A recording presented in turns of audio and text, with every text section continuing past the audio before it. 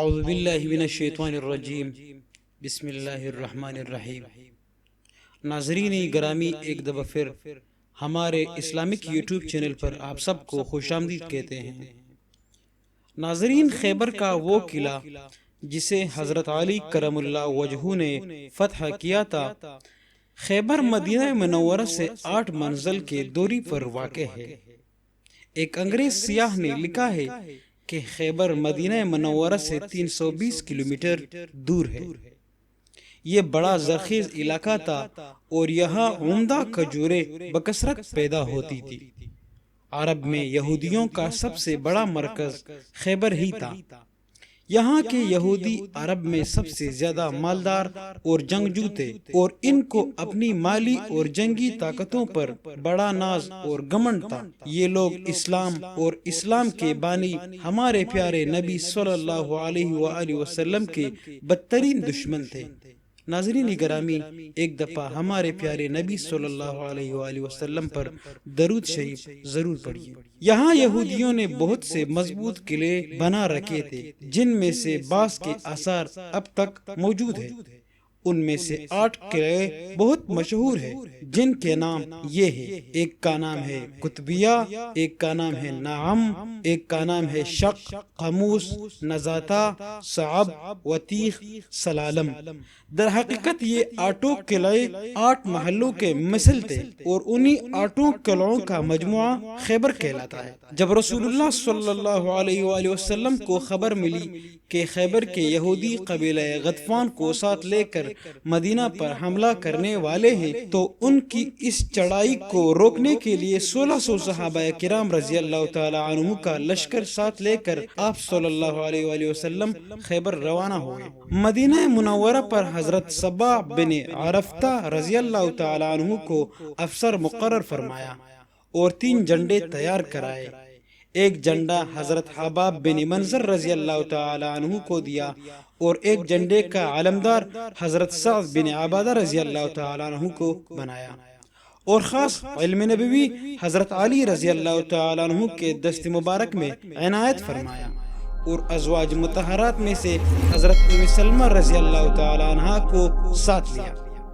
نبی کریم صلی اللہ علیہ وسلم رات کے وقت حدود خیبر میں اپنی فوج کے ساتھ ساتھ داخل ہو گئے، اور نماز فجر کے بعد شہر میں داخل ہوئے تو یہودیوں نے دیکھ کر شور مچانا شروع کر دیا، اور چلا چلا کر کہنے لگا کہ اللہ کی قسم، مسلمانوں کا لشکر آ گیا اور محمد صلی اللہ علیہ وآلہ وسلم بھی ساتھ ہیں۔ اس وقت حضور اکرم صلی اللہ علیہ وآلہ وسلم نے فرمایا کہ خیبر برباد ہو گیا۔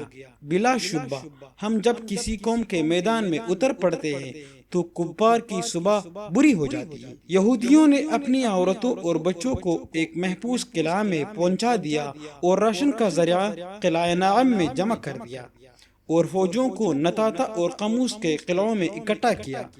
ان میں سے سب سے زیادہ مضبوط اور محفوظ قلعہ قموس تھا، اور مرحب یہودی جو عرب کے پہلوانوں میں 1000 سوار کے برابر مانا جاتا تھا، اسی قلعہ کا رئیس تھا، مگر وہ بھی قلعہ نزاتہ میں فوجیں لے کر ڈٹا ہوا تھا۔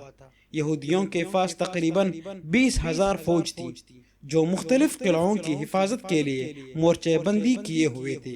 سب سے پہلے قلعہ نعم پر معرکہ آئی اور جم کر لڑائی ہوئی۔ حضرت محمود بن مسلمہ رضی اللہ تعالیٰ عنہ نے بڑی بہادری اور جان نثاری کے ساتھ جنگ کی، مگر سخت گرمی اور لو کے تپڑوں کی وجہ سے ان پر پیاس کا غلبہ ہو گیا۔ وہ قلعہ نعم کے دیوار کے نیچے سو گئے۔ کنانہ بن ابی الحقیق یہودی نے ان کو دیکھ لیا اور چھت سے ایک بہت بڑا پتھر ان کے اوپر گرا دیا، جس سے ان کا سر کچل گیا اور وہ شہید ہو گئے۔ اس قلعے کو فتح کرنے میں 50 مسلمان زخمی ہو گئے، لیکن قلعہ فتح ہو گیا۔ قلعہ نعم کے بعد دوسرے قلعے بھی آسانی اور بہت جلد فتح ہو گئے، لیکن قلعہ قموس چونکہ بہت ہی مضبوط اور محفوظ قلعہ تھا، اور یہاں یہودیوں کی فوجیں بھی بہت زیادہ تھیں، اور سب سے بڑا بہادر مرحب خود اس قلعہ کی حفاظت کرتا تھا، اس لیے اس کو فتح کرنے میں بڑی دشواری ہوئی، کیونکہ وہ بہت زورور تھا۔ کئی روز تک یہ مہم سر نہ ہو سکی۔ پہلے دن حضرت ابوبکر صدیق رضی اللہ تعالی عنہ کی کمان میں اسلامی فوجوں کو چڑھائی کے لیے بھیجا۔ دوسرے دن حضرت عمر رضی اللہ تعالی عنہ نے زبردست حملہ کیا، لیکن قلعہ فتح نہ ہوئی۔ اعلان مصطفیٰ ہوا کہ کل اس کو جھنڈا دیا جائے گا جو فاتح خیبر ہوگا، جس کے ہاتھ پر اللہ تعالیٰ کا فتح ہوگا، اور وہ اللہ و رسول کا محب بھی ہے اور محبوب بھی۔ راوی نے کہا ہے کہ لوگوں نے رات بڑے اضطراب میں گزاری کہ دیکھیں کہ کل کس کو جھنڈا دیا جاتا ہے۔ حضرت علی رضی اللہ تعالیٰ عنہ نے قلعہ قاموس کے پاس پہنچ کر یہودیوں کو اسلام کی دعوت دی، لیکن انہوں نے اس دعوت کو جواب اینٹ اور پتھر سے دیا، اور قلعے کا رئیس مرحب خود میدان میں اتر آیا اور بڑے غرور کے ساتھ بولا کہ خیبر خوب جانتا ہے کہ میں مرحب ہوں۔ حضرت علی رضی اللہ تعالیٰ عنہ نے فرمایا کہ میں وہ ہوں کہ میری ماں نے میرا نام حیدر رکھا ہے۔ پہلا وار مرحب نے کیا، لیکن حضرت علی رضی اللہ تعالیٰ عنہ نے روک لیا۔ پھر حضرت علی رضی اللہ تعالیٰ عنہ نے آگے بڑھ کر وار کیا اور اس کے سر پر تلوار ماری کہ ایک ہی ضرب سے جنگی ٹوپی کٹی، سر کٹا، مغز کٹا اور تلوار دانتوں تک پہنچ گئی، اور مرحب زمین پر گر کر ڈھیر ہو گیا۔